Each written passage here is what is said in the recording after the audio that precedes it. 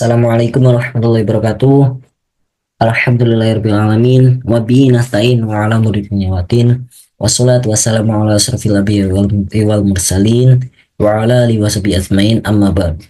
Pertama-tama kita panjatkan puja dan puji syukur atas kehadirat Allah Subhanahu wa taala yang telah melimpahkan rahmat serta karunia-Nya kepada kita semua. Dan tidak lupa pula salawat serta salam kita curahkan kepada junjungan kita Nabiullah Muhammad SAW yang semoga kita dapat diakui sebagai umatnya dan mendapatkan syafaatnya di yaumil kiamah nanti, amin amin ya rabbal alamin. Sebelumnya perkenalkan, nama saya Muhammad Fadlullah dengan NIM 20124090 dari Fakultas Tarbiyah Ilmu Keguruan dan Program Studi Pendidikan Agama Islam kelas PAIC. Langsung saja, di sini saya akan mempresentasikan tentang tahap perkembangan individu.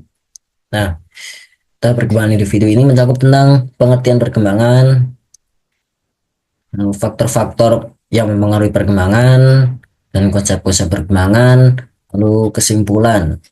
Nah, langsung saja. Yang pertama, pengertian perkembangan. Pengertian perkembangan. Perkembangan menunjuk pada suatu proses yang menuju lebih sempurna dan tidak begitu saja dapat diulang kembali. Nah, perkembangan terbagi menjadi dua macam, yaitu perkembangan khusus dan perkembangan lebih. Yang pertama, perkembangan khusus yaitu bertambahnya berat badan dan fungsi yang murni. Contohnya, pertumbuhan diri kita. Dari awal kita lahir dan menjadi bayi, lalu beranjak menjadi remaja, lalu beranjak menjadi dewasa, dan seterusnya. Yang kedua yaitu perkembangan lebih. Perkembangan lebih dapat mencerminkan sifat yang khas mengenai gejala psikologi yang muncul. Contohnya yaitu tentang sifat atau cara pola pikir kita yang dulunya waktu kecil masih ceroboh ataupun belum bisa berpikir dengan cerdas. Namun beranjak dewasa atau bertambahnya umur dan wawasan kita jadi bisa mengubah pola pikir kita menjadi lebih baik dan juga memiliki sifat ataupun sikap yang dermawan misalnya. Yang selanjutnya, pengertian perkembangan menurut Monus. Ia adalah ilmuwan yang mengemukakan suatu definisi yang relevan. Nah, yaitu perkembangan psikologis merupakan suatu proses yang dinamis. Dalam proses tersebut, sifat individu dan sifat lingkungan menentukan tingkah laku, apa yang akan menjadi aktual ataupun terwujud. Nah, jadi sifat lingkungan juga mempengaruhi perkembangan. Selanjutnya yaitu faktor-faktor yang mempengaruhi perkembangan. Nah, di sini terdapat teori, lalu faktor endogen dan faktor eksogen. Nah, yang pertama yaitu teori. Karena banyaknya para ilmuwan yang berpendapat tentang perkembangan, maka terjadilah perselisihan atau perbedaan pendapat, lalu terbentuklah teori-teori perkembangan. Yang pertama yaitu teori nativisme, yang kedua teori empirisme, dan yang ketiga teori konvergensi. Nah, yang pertama teori nativisme. Teori nativisme yaitu perkembangan manusia ditentukan oleh potensi bawaan yang dimiliki sejak lahir. Nah, misalnya kita mempunyai orang tua yang terkenal kepintarannya. Nah, bisa jadi kita juga pintar, ataupun dalam kata lain yaitu mewarisi kepintarannya. Nah, namun itu tidak pasti, karena kepintaran ataupun sebuah ilmu itu tidak bisa diwariskan, namun hanya bisa diamalkan. Yang kedua yaitu teori empirisme. Teori empirisme yaitu perkembangan manusia yang ditentukan oleh pengetahuan, dan pengetahuan tersebut berasal dari sebuah pengalaman indrawi. Contohnya, misal kita mengikuti organisasi-organisasi apapun waktu SMP ataupun SMA.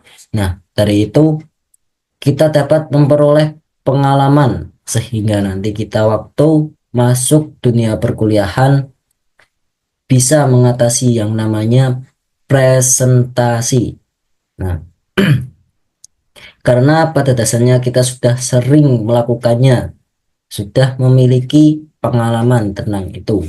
Yang ketiga yaitu teori konvergensi. Teori konvergensi. Teori ini merupakan gabungan dari teori nativisme dan teori empirisme yang memiliki makna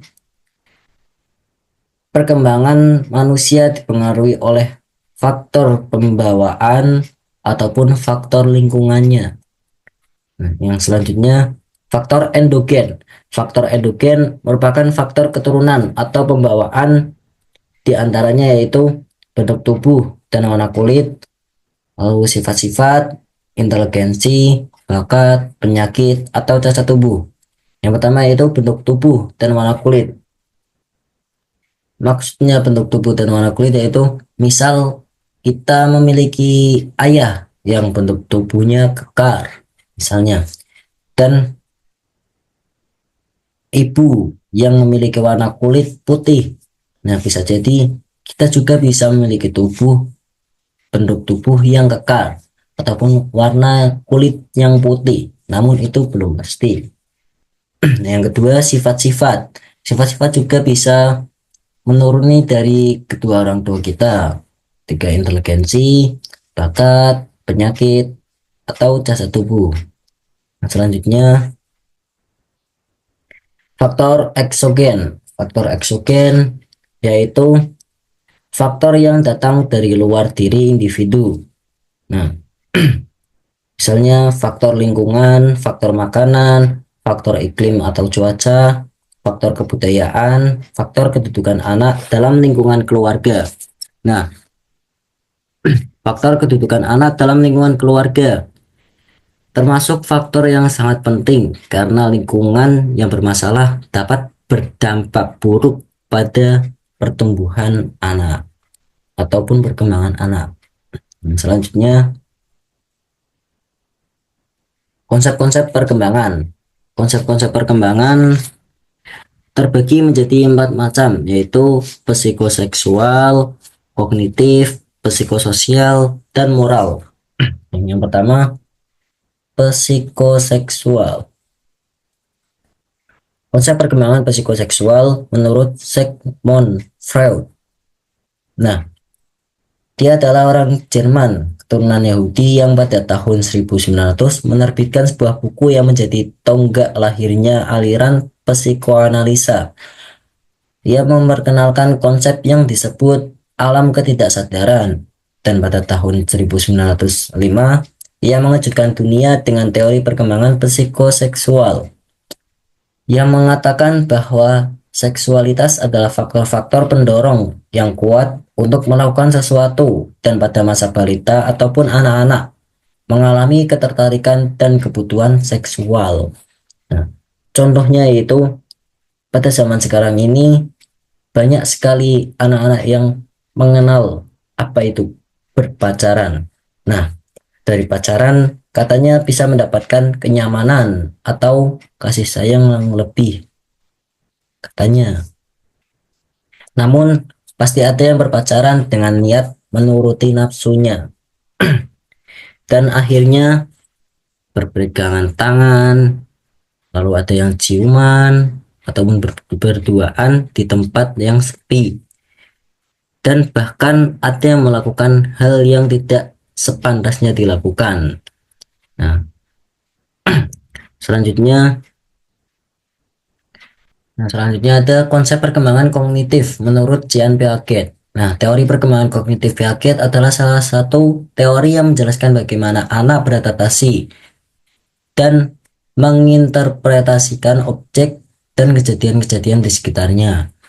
Nah, di sini ada yang pertama inteligensi, yang kedua organisasi, yang ketiga skema, yang keempat asimilasi, yang kelima akomodasi, yang keenam akuilibrasi, yang ketujuh adaptasi, dan yang terakhir pengetahuan figuratif dan operatif. Yang pertama inteligensi, yaitu adaptasi mental pada lingkungan baru. Contohnya Misal kita awal mondok, nah itu pastinya kita harus bisa beradaptasi dengan lingkungan pondok ataupun lingkungan pesantren. Nah, dikarenakan kita harus beradaptasi agar kita bisa betah di pesantren tersebut ataupun memiliki banyak teman dengan cara berkenalan. Yang kedua, organisasi, yaitu suatu tendensi yang umum untuk semua bentuk kehidupan guna mengintegrasikan struktur baik psikis maupun psikologis dalam sistem yang lebih tinggi. Yang ketiga, skema.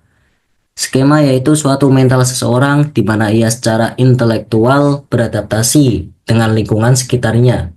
Skema dapat berubah seiring perkembangan kognitif seseorang.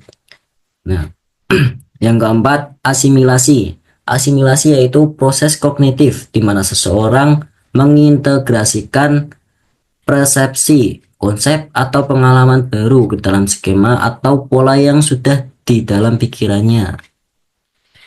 Yang kelima, akomodasi. Akomodasi yaitu tahap seseorang mendapat rangsangan atau pengalaman dan ia merasa tidak cocok dengan skema yang sudah didapatnya. Akuilibrasi. Yang keenam adalah akuilibrasi. Akuilibrasi yaitu penyeimbangan diri dan mengatur asimilasi dan akomodasi. Yang ketujuh, adaptasi. Adaptasi yaitu penyesuaian diri seseorang dengan lingkungannya. Nah, yang terakhir, pengetahuan figuratif dan operatif.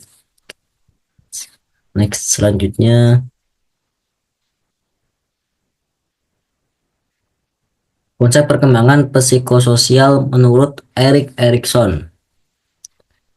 Nah, menurut teori psikososial Erikson, kepribadian terbentuk ketika seseorang melewati tahap psikososial sepanjang hidupnya, dan masing-masing tahap mempunyai tugas perkembangan yang khas dengan menghadapi dan menyelesaikan krisis. Nah, selanjutnya,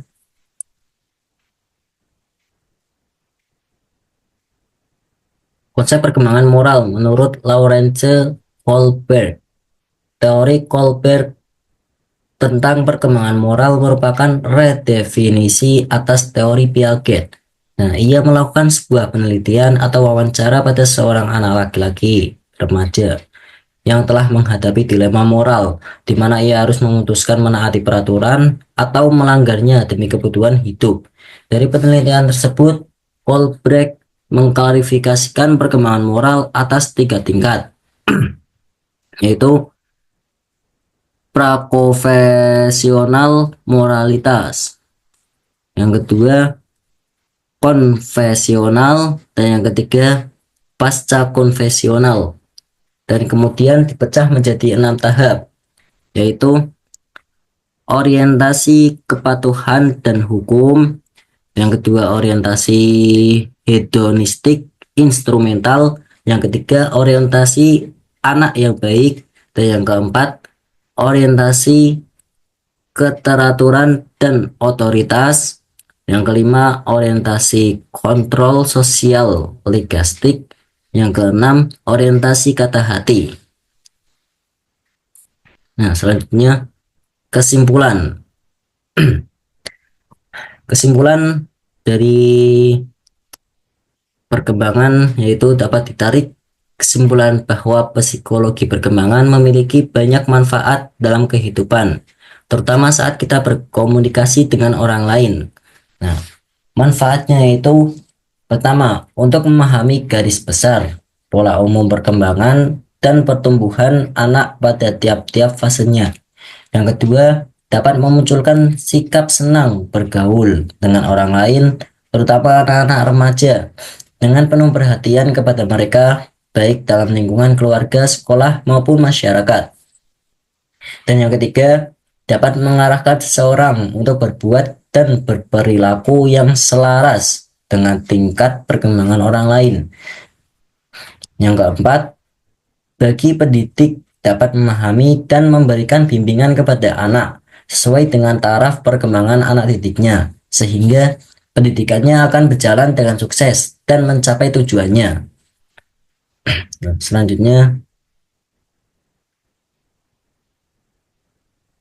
Nah, selanjutnya sudah selesai. Nah, terima kasih. Sekian presentasi dari saya. Kurang lebihnya nanti bisa dibicarakan dengan baik-baik. Jangan malah mencari yang lebih baik. Sekian, terima kasih. Wassalamualaikum warahmatullahi wabarakatuh.